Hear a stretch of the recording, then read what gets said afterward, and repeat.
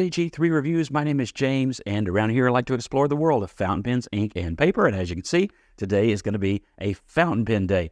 This is the Hongdian D1. It is a piston filler pen with a skeletonized design, quite obviously, right? This is one of those pens sent over for me to review, and I am happy to share this with you. Now, the opinions that I share today will, of course, be all mine, good, bad, or ugly. And we're going to look over this pen thoroughly. So we will look at its design, we will look at how it writes, we will look at all of that good stuff, and I will give you my recommendation on whether or not I think this is a pen that might be worthy of your collection. So let's spin that camera and dive on in. Here we have it, the Hongdian D1. Again, this is a piston filling pen with a skeletonized design, and there's just a lot going on here, isn't there?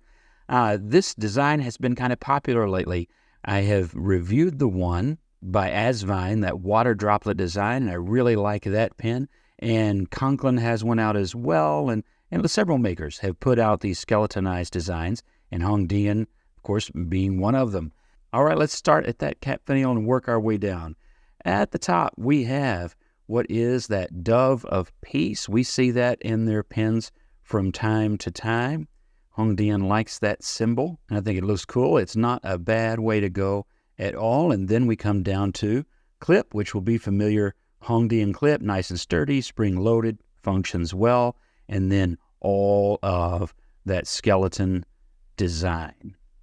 Kind of reminds me of Victorian-era stuff. I'm not sure if that's what they were going for, but that's just what I immediately kind of lock into when I see that. And then we'll strike up that band where it says LT, Hongdian, and the model number D1. Again, always appreciated.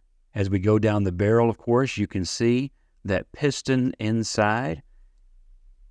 That piston knob is just a nice, shiny fingerprint magnet of a piston knob, but it works well. This is a very smooth movement and not bad at all. You know, sometimes they can be a little bit gritty or a little bit clunky, or you can feel a little bit of the tension and the twist in the mechanism, but this just works very smoothly, and so not bad at all. Hopefully the lighting will allow you to see this. It does not have flat sides on that piston mechanism. It is one that requires a wrench, which until 2 minutes ago I had right here on the desk. Just a moment. Yeah.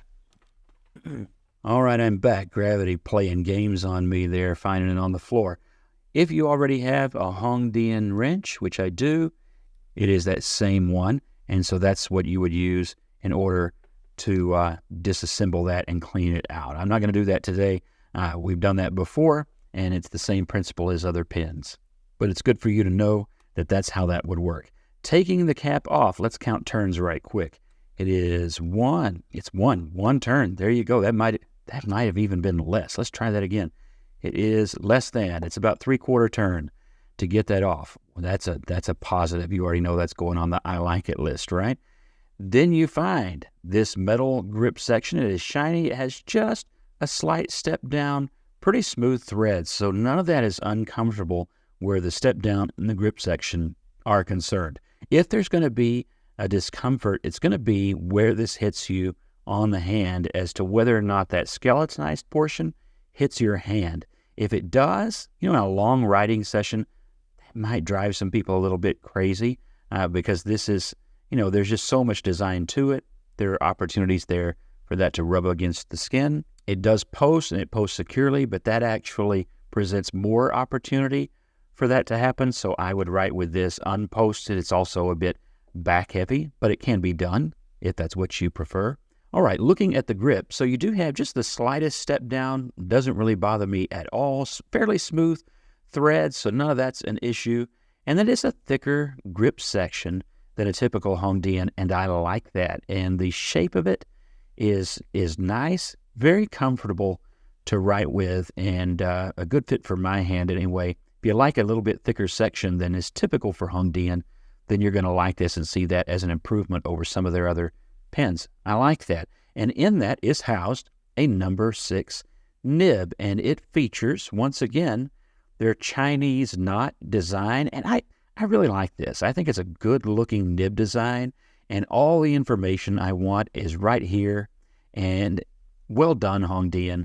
This part I like. So the Chinese knot, the name, and then, of course, you have extra fine, because this is an extra fine nib, and the nib size. All of it's there, and I appreciate it. And, of course, it is interchangeable with their other number 6 Hongdian nib units. Has their plastic feed. Not quite the same as many plastic feeds you see. We'll see. This is an extra fine. It probably won't have that much challenge providing enough ink, but we'll see how that ink flow goes here in just a second. Today's size comparison, a little bit blingier than usual. We have the Hongdian D1, the pen of review today. We have the Asvine water droplet skeletonized pen, which is a vac-filled pen. And then we have another piston filler, the Hongdian 100, and of course, the TWSBI Eco, because how could we have a piston filling size comparison without that pen? And here are the pens in their posted link. The Asvine does not post, so it kind of sits this one out. But you can see that the D1 and the 100, very similar links there. Of course, both those Hongdians, even though quite different. And then the Eco being the longest pen here. And in the unposted segment of our size comparison, again, these two pens coming in pretty much the same size, but this gap really quite close, and then the Eco still the longest pen. And for me, let me just say, I think aesthetically, I think this pen looks best like this, just unposted in its writing form. I think that's when this pen looks the coolest. All right, this is the Hongdian D1 on rhodia lined paper with an extra fine nib today. Wetness. They're right, pretty wet for an extra fine. That's not bad at all, is it?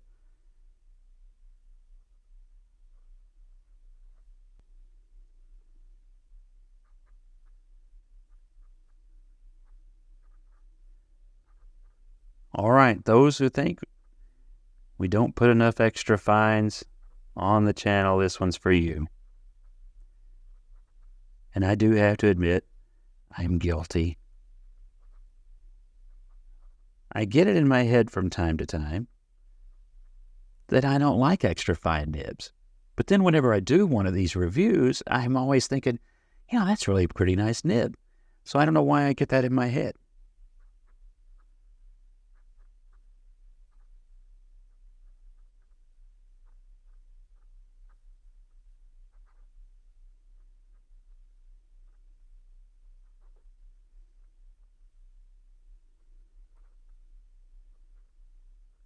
You know what I just realized? I'm writing to this ocean motif here, and I didn't even tell you what ink this was, did I? So ink today will explain it.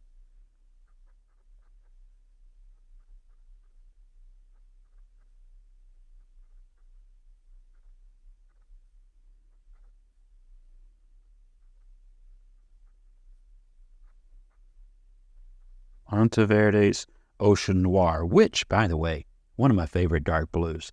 All right, let's do our speed test. I'm curious. I don't know that I have put too many extra fines through this on camera. I did feel a lift there on me. So let's go back and just do a little bit more. Okay, I know this was a lift on me, and this was a lift on me. Is there anything? All right, the only problems were on me.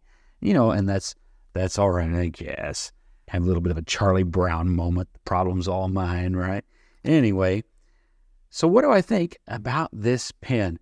Now, I will tell you my pros and cons list. It's definite pros and definite cons. So the definite pro, I think you get a lot of bang for your buck with this pen. It's a piston filler. It is a unique design. It is typical Hongdian quality, which means it writes well out of the box like most of their pens do. It's solidly built, and it's a solid value. All of those are pros. It is a piston filler. For me personally, that's a pro. It is pretty easy to maintain. You get the Hongdian tool, you open this up, and you can clean this out and apply silicone grease, all that stuff. And you can do that relatively easily. It is nib swappable, and even just within Hongdian nibs, you can swap out their nib units, and you can have extra fine or a mini fude nib. So there's a little bit of variety. you might put that to a con too. There's only those few choices. There's not a great big plethora of choices. There are not specialized nibs or anything like that. To my knowledge, there is not a Hongdian stub that will go in this pen. I think this would be a great pen for a stub nib.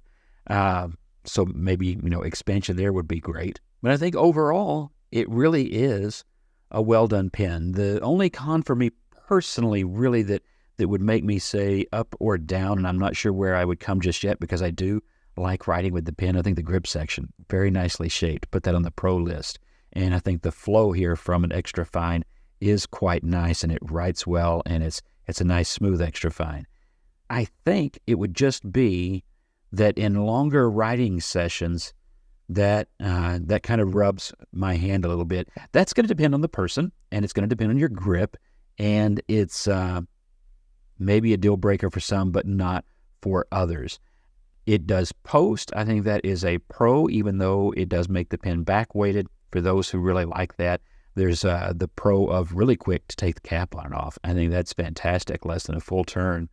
So there's really a lot going on here that's good for this pen. I think it far outweighs the little con of, how that feels on your hand, unless you're really sensitive to that and it just hits you in the wrong spot. How does it compare to that Asvine? Well, I like the look of this Asvine. I like the simplicity of that better. I like that this posts better. And nibs, well, they're not the exact same nib. One is a medium, one is an extra fine. I lean toward medium, so you know where I'm going to go there.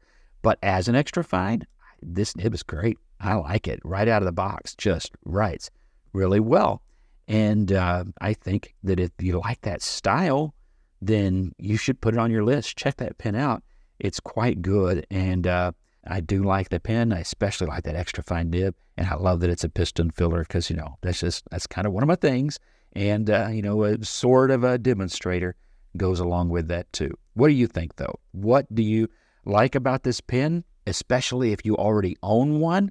What do you think about this pen? Because, just like me, sometimes you go after you've bought the pen to watch the review to see whether or not other people liked it as much as you did or disliked it as much as you did.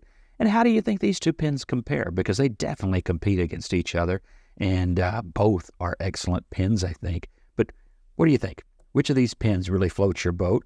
And mention that in the comments. Thank you again always for your like, your support, your subscribing, and for your comments. I really appreciate the back and forth, and I learn from you in the comments a lot of really important things from time to time, and I appreciate that. God bless you. Have a great week.